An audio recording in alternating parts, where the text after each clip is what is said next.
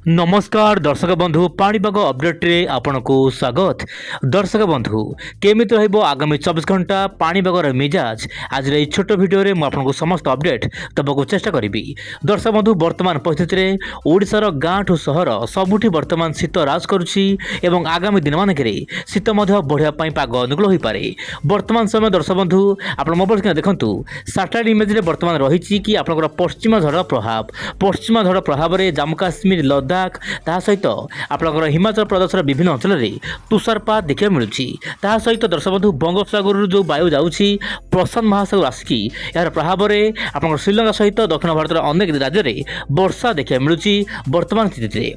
तेबे दर्शक बंधु पाणीपागर सूचना अनुसार राज्यर विभिन्न अंचल में कुहुड़ी मात्रा सामान देखा मिल पारे।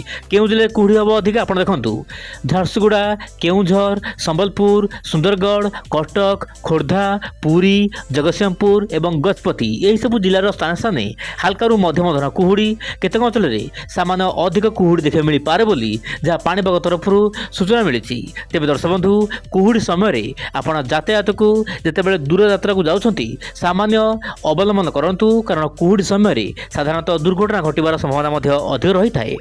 वर्तमान देखा सर्वनिम्न तापमात्रा को लेकिन कौन रही पूर्वानुमान आपड़ देखु दर्शक बंधु सर्वनिम्न तापमात्रा जहाँ सूचना मिलूँ आगामी 3 दिन मध्य प्राय 2 ରୁ 3 डिग्री तापमात्रा बढ़िबार आशंका रही जहाँ पाणीपाग तरफ ट्वीट कर दर्शक बंधु वर्तमान समय तापमात्रा कौन परिवर्तन हम ना किंतु आप 3 दिन मध्य प्राय 2 ରୁ 3 डिग्री कमिब जहाँपाई कि शीत बढ़ी एवं राति जाड़ अनुभूत हो पारे। एमतीक केतक जिले में प्रबल मात्रा शीत एवं जाड़ राज्यवासी को सामान्य कलबल करे बोली जहाँ सूचना मिलूँ। तेज दर्शक बंधु वर्तमान देखा वायुर चलन कौन रही भारतर परिप्रेक्षी में।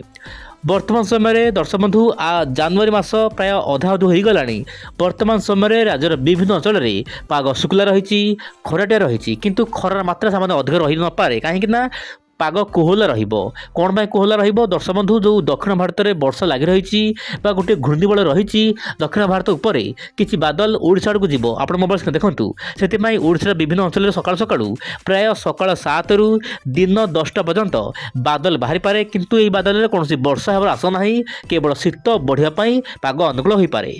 यह सहित जम्मू काश्मीर ता सहित लद्दाख हिमाचल प्रदेश यार आखपाख अंचल में सामान्य वर्षा देखा मिल पारे पश्चिम झड़ प्रभाव में किंतु आप मोबाइल देखूँ आपंकर जो रोचे गोवा, केरल, तमिलनाडु, कराकाल यार सब यही सब स्थान मानक मध्यम प्रबल वर्षा देखा मिल पारे। एमतीक महाराष्ट्र विभिन्न अंचल में झिपझिप वर्षा हो ता सहित मेघुआ पाग देखा मिल पारे।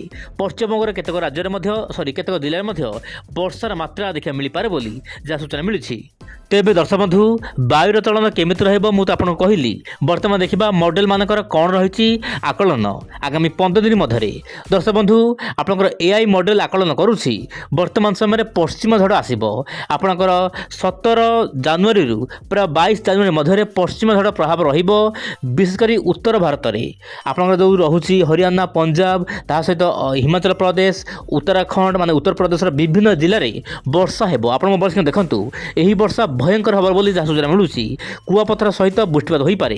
जम्मू काश्मीर विभिन्न अंचल में प्रबल वर्षा हो यही समय मध्य ओडिशा पाग मुख्यतः शुक्ला रही तुषारपात जो आपंकर जो जम्मू काश्मीर हो यार सीधासलख प्रभाव ओडिशा पर पड़ो और ओडिशा रे शीत जाड़ बढ़ियापाई पाग अनुकूल हो।